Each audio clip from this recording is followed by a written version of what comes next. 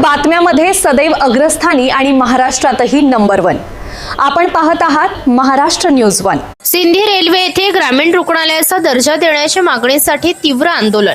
Sindhi railway येथे असलेल्या प्राथमिक आरोग्य केंद्रास ग्रामीण रुग्णालयाचा दर्जा देण्यात यावा या प्रमुख मागणीसाठी आज नागरिकांनी एकत्र येत आंदोलनाला सुरुवात केली आहे।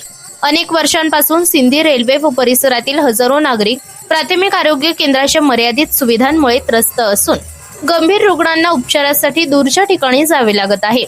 आंदोलनकर्त्यांचे म्हणणे आहे की लोकसंख्या वाढ, अपघातांचे वाढते प्रमाण तसेच परिसरातील ग्रामीण भागातील रुग्णांची संख्या लक्षात घेता येथे ग्रामीण रुग्णालय अत्यावश्यक आहे।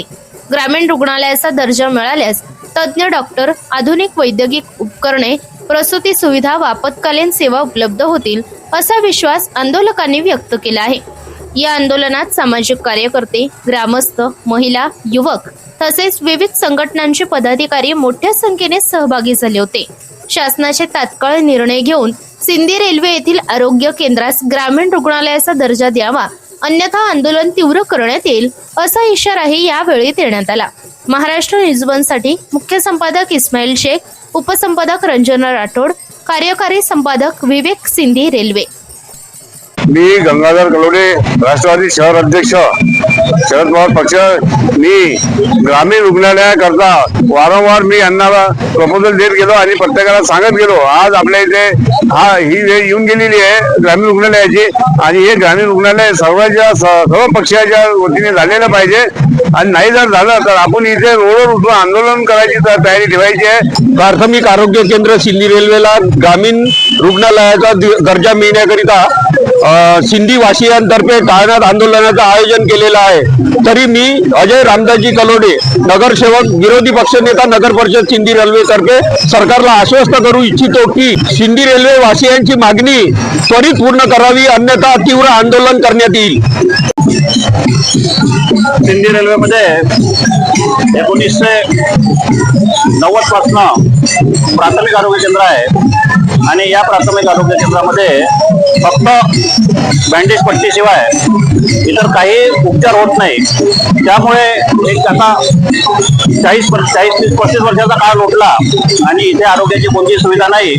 याकरता आम्ही आमच्या लोकप्रतिनिधीमार्फत मुख्यमंत्री यांना पत्र दिलं होतं मार्चच्या अधिवेशनामध्ये, मार्च 2025च्या अधिवेशनामध्ये, परंतु त्या पत्राची कुठलीही दखल शासनाने घेतली नाही आणि ते पत्र आरोग्य विभागातच पडून राहिलं। आता जेव्हा मी 23 तारखेला मंत्रालयात गेलो तेव्हा आरोग्य मंत्री आंबेडकर यांच्या PS ला मिळालो आणि ते पत्र अहवाल मागवण्यासाठी पुढे पत्र काढून घेतलं आयुक्ताच्या नावाने, परंतु 9 महिन्याचा कालावधी झाला मुख्यमंत्री पत्र देऊन आणि त्याच्यावर कुठलीही दखल शासन घेत नाही आणि या आरोग्य केंद्रामुळे बऱ्याच लोकांना आपले जीव गमवावे लागले कारण की इथे कुठलाही उपचार होत नाही। त्याच्यामुळे इथे सीझर झालं पाहिजे, महिलांची प्रसूती झाली पाहिजे, त्यानंतर एक्सरे मशीन पाहिजे, कुठलाही ऍक्सिडेंट झाला तर बँडेज एक्सरे होऊन प्लॅस्टर झालं पाहिजे त्याचं, किंवा सोनोग्राफी झाली पाहिजे। अशा अत्याधुनिक सुविधा इथे गरजेच्या आहे। त्यामुळे आम्ही मागणी केलेली आहे की याला ग्रामीण रुग्णालयाचा दर्जा द्यावा, 30 बेडचं हे हॉस्पिटल बनवण्यात यावं। या मागणीकरता शासनाने कुठली दखल घेतली नसल्याने आम्ही आता आंदोलनाला सुरुवात केलेली आहे आणि आता ही सुरुवात आमची ताळनाथ आंदोलनातून शांततापूर्वक मार्गाने आहे आणि हे आंदोलन आम्ही जर का शासनाने आमची तरी दखल घेतली नाही तर आम्ही हे आंदोलन तीव्र करणार आहोत। हे आंदोलन आमचं कुठल्याही पक्ष किंवा लोकप्रतिनिधी विरुद्ध नाही, हे आंदोलन आमच्या गावाच्या मागणीकरता आहे, गावाच्या जनतेकरता आहे आणि परिसरातील जनतेकरता आहे। त्याच्यामुळे शासनाने याची दखल घ्यावी आणि आमची ही मागणी पूर्ण करावी, जेणेकरून इथे आरोग्याच्या समस्या लोकांना भेडसावणार नाही आणि चांगल्या आरोग्याच्या सुविधा लोकांना इथे उपलब्ध होतील। जर का याची शासनाने दखल घेतली नाही तर या आंदोलन आम्ही आणखी तीव्र प्रत्येक महिन्यात एक वेगवेगळे आंदोलन करणार आहोत। पुढल्या महिन्यामध्ये आम्ही मुख्यमंत्र्यांना आपल्या रक्ताने संघटनेने 1000 पत्र करणार आहोत की ते ग्रामीण रुग्णालय करावं. आणखी असे बरेच आंदोलन करू आणि शेवटचं आमचं आंदोलन राहील की कोणत्याही पक्षाचा नेता असो त्याला आम्ही गावबंदी करून टाकू. गावात यायचंच नाही. जगा तुम्ही आमच्यासाठी ग्रामीण रुग्णालय मंजूर करून आणू शकत नाही तर तुमच्या गावात यायचा काही अधिकार नाही. हे सुद्धा आम्ही आंदोलन शेवटच्या टप्प्यात करणार आहोत.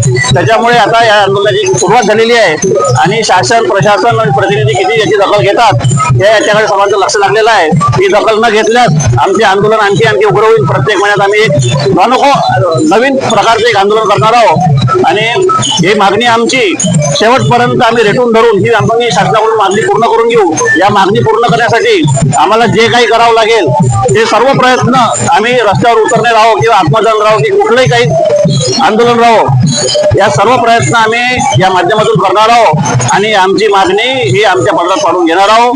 याकडे आता लोकप्रतिनिधी शासन किती याची दखल घेतात हे त्यांच्यावर निर्भर आहे. आम्ही आमचे आंदोलन मात्र आमची मागणी पूर्णपर्यंत चालूच ठेवणार आहोत.